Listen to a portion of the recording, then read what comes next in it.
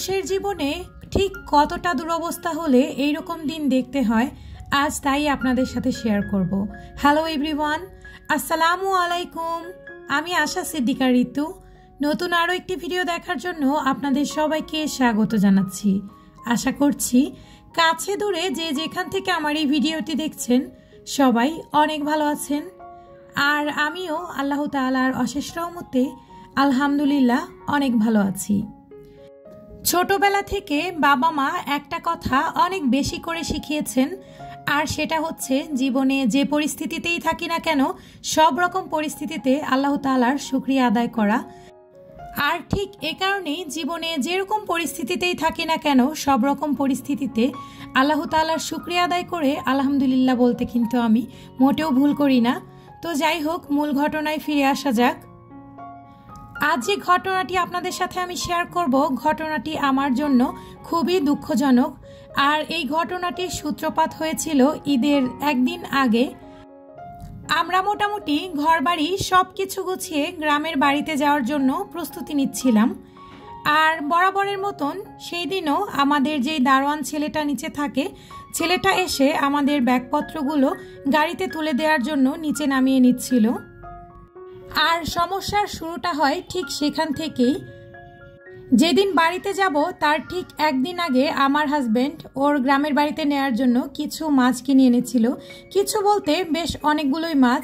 সেখানে 2 কেজি চিংড়ি মাছ ছিল, একটা বড় সাইজের রুই মাছ ছিল, আর ছিল 1 কেজি কিংবা 2 কেজি মতন পাবদা মাছ।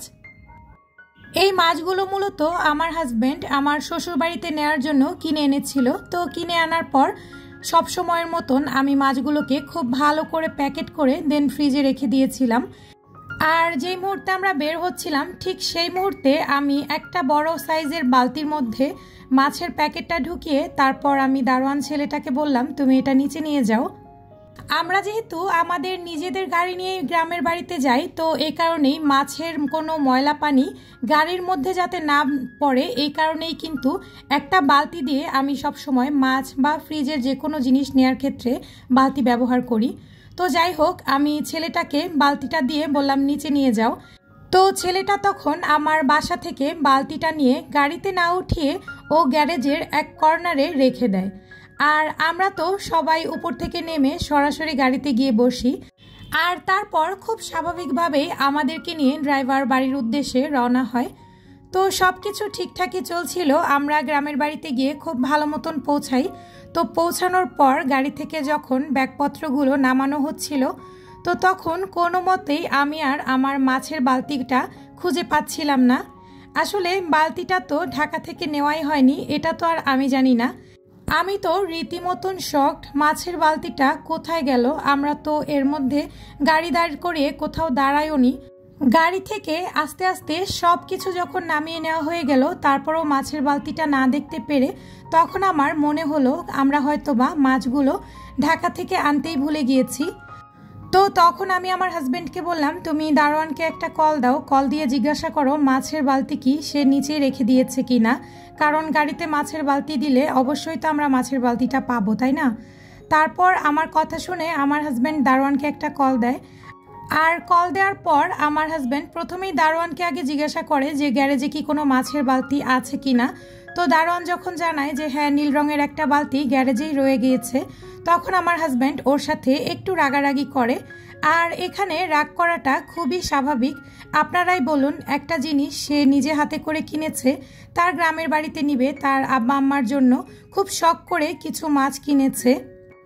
আর আরেকটা কথা বলে রাখি, ঢাকার শহরে যেমন অ্যাভেলেবেল বাসা থেকে নিচে নামলেই মাছ মাংস এগুলো পাওয়া যায়, গ্রামে কিন্তু খুব একটা অ্যাভেলেবেল মাছ মাংস পাওয়া যায় না।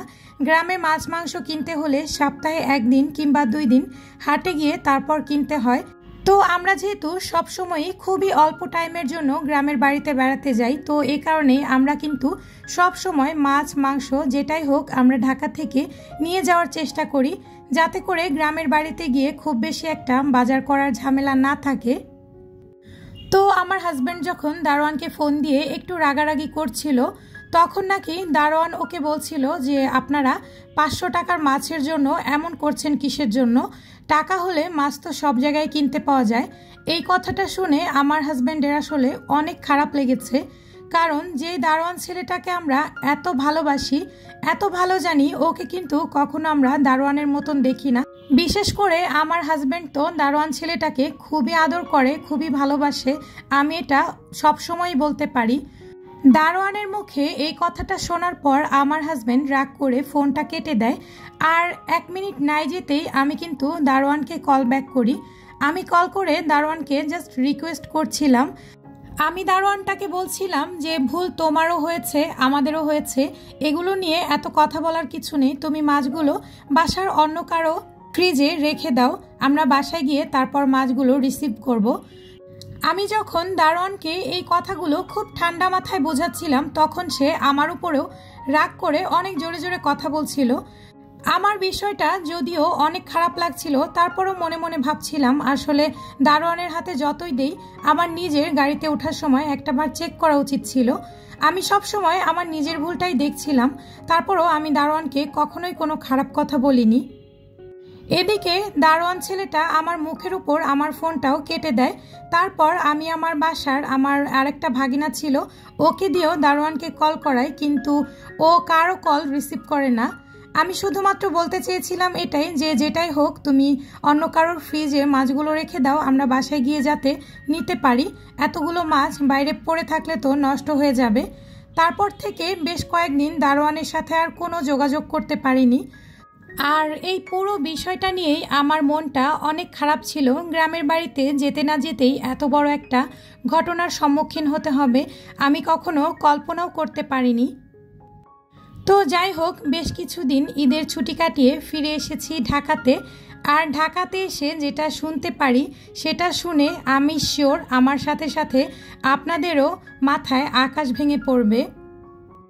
আমি যখন ঢাকাতে ফিরি, ঢাকাতে ফেরার 2 দিন পর আমাদের যে ল্যান্ড ওনার আছেন, আমাদের বাড়িওয়ালি আন্টি, উনি আমাকে ডেকে পাঠান। আর তারপর আমি ওনার বাসায় যাওয়ার পর উনি আমাকে পুরো ঘটনাটা খুলে বলেন।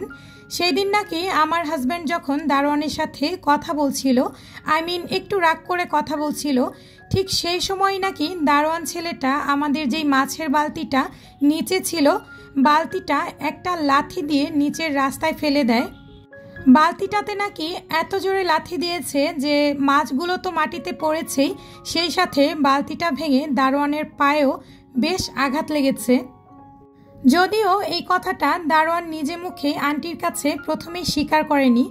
একদিন পর দারোয়ানের পায়ে নাকি অনেক ব্যথা, তখন এসেছিল আন্টির কাছে ওষুধ চাওয়ার জন্য। আর ঠিক তখনই আন্টি যখন দারোয়ান ছেলেটাকে জিজ্ঞাসা করেছে তোমার পায়ে কি হয়েছে, তখনই আন্টির কাছে দারোয়ান ছেলেটাই সব কিছু অকপটে স্বীকার করেছে। আন্টি এটাও বললেন যখন নাকি দারোয়ান ছেলেটা লাঠি মেরে মাছগুলো রাস্তায় ফেলে দিয়েছিল, তখন নাকি রাস্তার কুকুরেরা এসে ওই মাছগুলো খাচ্ছিল। এখন আপনারাই বলেন যে আমি আসলে এই সিচুয়েশনে এই ছেলেটার কি করতে পারি, কি ব্যবস্থাই বা আমি ওর উপরে নিব।